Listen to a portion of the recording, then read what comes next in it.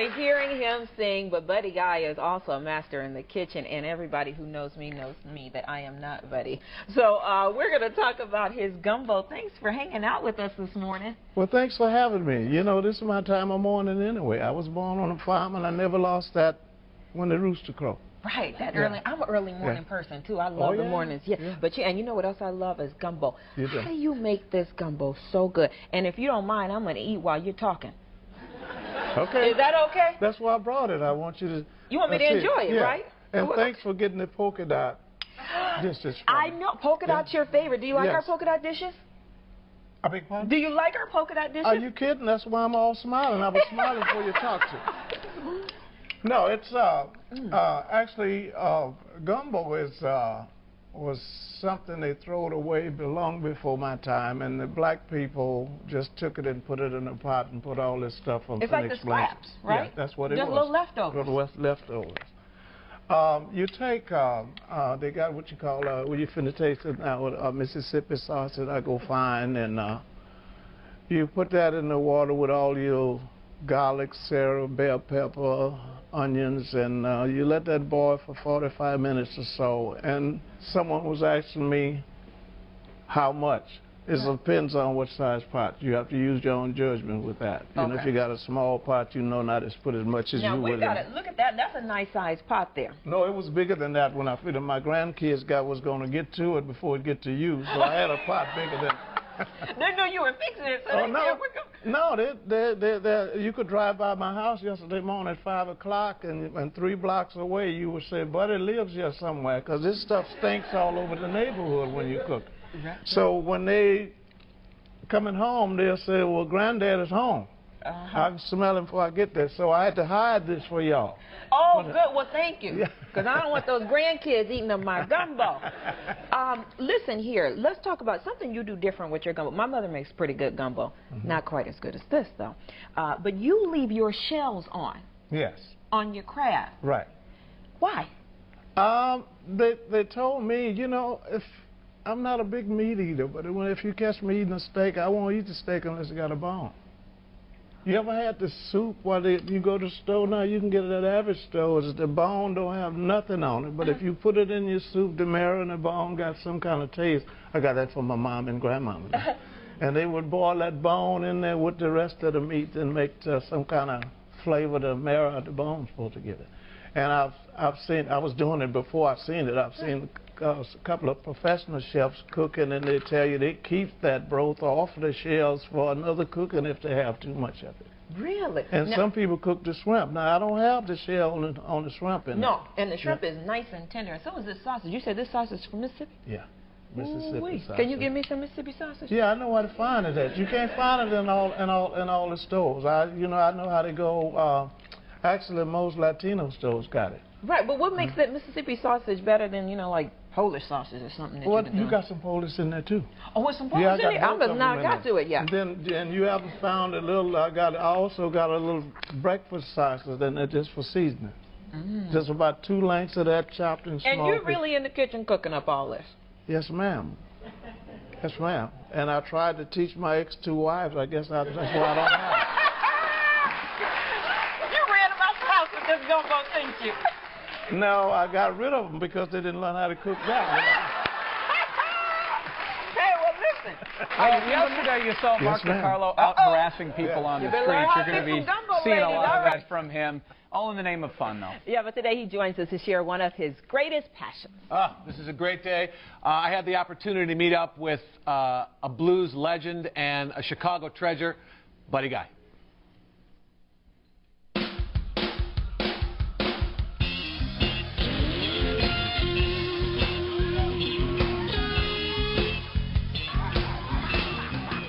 You're sharecropping in Louisiana. You have a guitar with 2 strings. Yes. What made you think that you could possibly come to a huge city like Chicago and survive? When I came here, nobody knew who I was. And I didn't think I was good enough to be heard playing the guitar, but some guys on the street drug me to this 708 club. So everybody's saying, I don't know who you play with. And you're from out of town? No one knows you? I just got you, nobody knows. But if you let me play, you're going to hear it. Woman, you know you got to be crazy, crazy, crazy, When I was going on my third day with nothing to eat, and after I played, somebody was asking me, like, who are you? And I was telling them, I'm just hungry. I'm from Louisiana. And I said, man, ain't nobody hungry can play like you that's hungry. And somebody parked a 1958 red Chevy about right here. And when I got almost to the car, he popped me upside the head and said, I heard you can play. He identified himself, and I said, you who? He said, I'm Muddy Waters, and I heard you hungry. And he had a loaf of bread and some salami. In his car? Uh-huh. And I say, if you Muddy Waters, I'm full. What's your favorite Muddy Waters song that he recorded? My favorite record is him when he didn't have no band. Well, I'm going back down south. Won't be back no more. Going back down south, child, don't you wanna go? And I'm trouble. That's my favorite.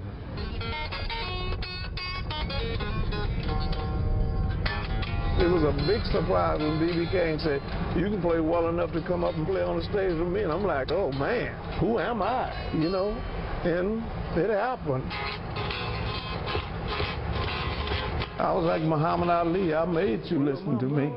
Because when I come here, every guitar player, blues and jazz guitar players had music stands. They all had chairs sitting down. Whether they read it or not, it looked like they was reading it.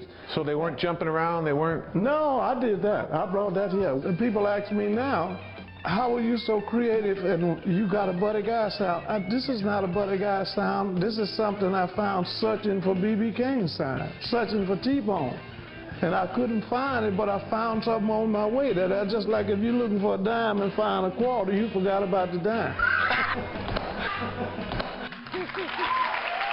Special thanks to our friends at Alligator Records for letting us use the music in that story from all of Buddy Guy's album. This is the new album right here, so check that out as well. All right. Well, he's the winner of 6 Grammy Awards, the National Medal of Arts given to him by the President of the United States, and an inductee into the Rock and Roll Hall of Fame. Eric Clapton said Buddy Guy is by far and without a doubt the best guitar player alive. We are proud to say he calls Chicago his home. And please welcome Buddy Guy.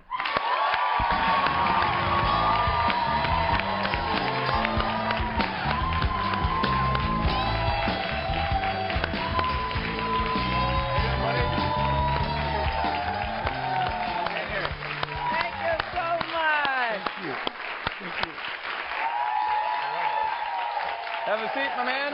Thank you. Have a seat. Thanks for being here, buddy. Thank you for having me. We saw you jam last night. It was a great time down at Buddy Guy's Legends, and Quinn was fabulous as well. We're going to see him perform a little bit later, but how did you get your love for music at such an early age?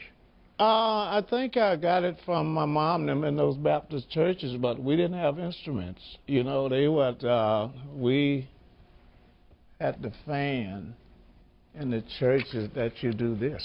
Oh, yeah.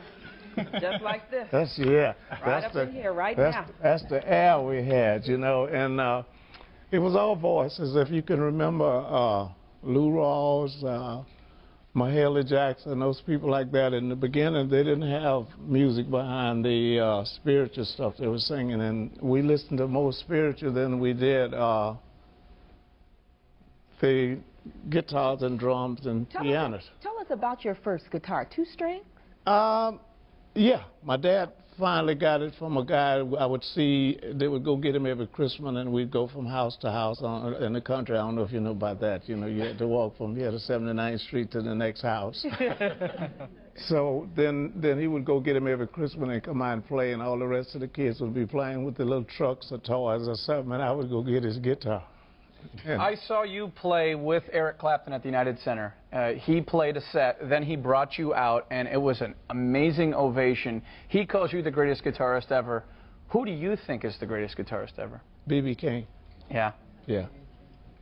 He taught us all how to bend the strings, and we're good friends now. And he said the reason he had to learn how to bend the string, you know, there was a bottleneck at first. Now they cut a piece of pipe to make you use the little steel on your finger. So he couldn't learn that, neither did I. So when I heard him play, I said, forget the slide. I want to sound like B.B. and act like Guitar Slam. And you also played with Muddy Waters, too, when you first got here to town. Made a few, quite a few albums with them. And everyone has their own little different sound. How did you come to the Buddy Guy sound, which you can hear in 3 notes? Well, I was trying to be a T-Bone, a Lightning, a B.B. And I think you heard me say earlier, if you find a dime and you see a quarter, you forget you found the dime. And I was searching, trying to play like them, and I guess I was finding other stuff on the way, trying to find that particular note that they had played. And I don't read music or nothing. Matter of fact, I don't even have a high school education. Wow. You talked about how people influenced you growing up and some of the artists that came before you. Now you have a young kid under your wing, Quinn Sullivan. Tell us about him. We're going to get a chance to see him perform, but the sky's the limit for this kid. I hope you're right, because I took him to, matter of fact, I didn't take him, my staff tried. We tried to introduce him to some of the big record companies, and they just like, you know, when you first went for your first job, if you were 9 years old, they would ask you, do you have an experience?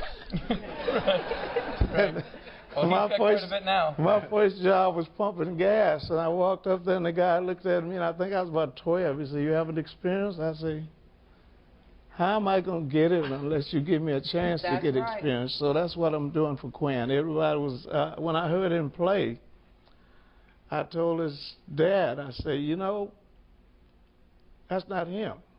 And I kept looking around to see was anybody else playing it. Because, you know, Elvis did that. And when he first come out, he wasn't playing the guitar. He had acoustic. The rest of the guys was behind the curtain playing it. Yeah. All right, welcome back. You know, if you haven't checked out this CD, Stone Crazy, Buddy's got a lot of great songs on this one. But here with the single off of his new album called Living Proof, Buddy Guy performs 74 years young with special guest, 12-year-old Quinn Sullivan.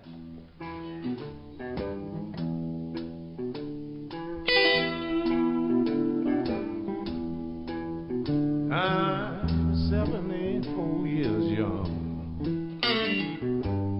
There ain't nothing I haven't done. I've been a dog and I've been a tomcat. I chased some tails, y'all know, and I left some tracks. I still know how to have my fun, but I'm 74 years young. I got a few tricks up my sleeve. I know everything that a good girl needs. I give them respect and I treat them right. They all keep coming back night after night. When it comes to loving, I ain't never done, 'cause I'm 74 years young. I've been around the world, and everywhere's home. I drink wine with kings and the Rolling Stones. I got a few scars from the battles I've won, 'cause I'm 74 years young. Oh, yes, I am.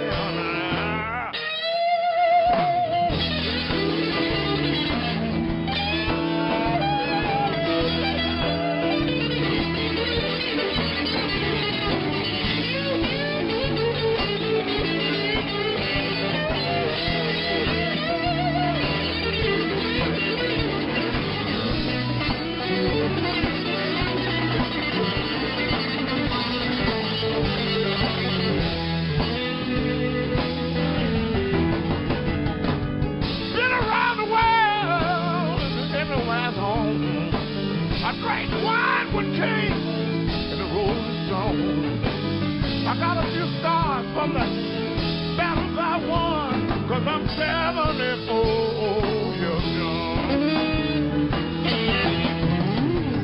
I'm 74 years young, and I'm still having fun. When I get to the end of the line, I'm gonna show St. Pete a damn good time. Right now I feel like I'm 21, but I'm 74 years young. I'm 74 years young. Thank you. Thank you so much. That was great, buddy. Buddy Guy, everybody. Thank you. And Quinn Sullivan. Quinn Sullivan. Thank you so much. Thank you. Thank you.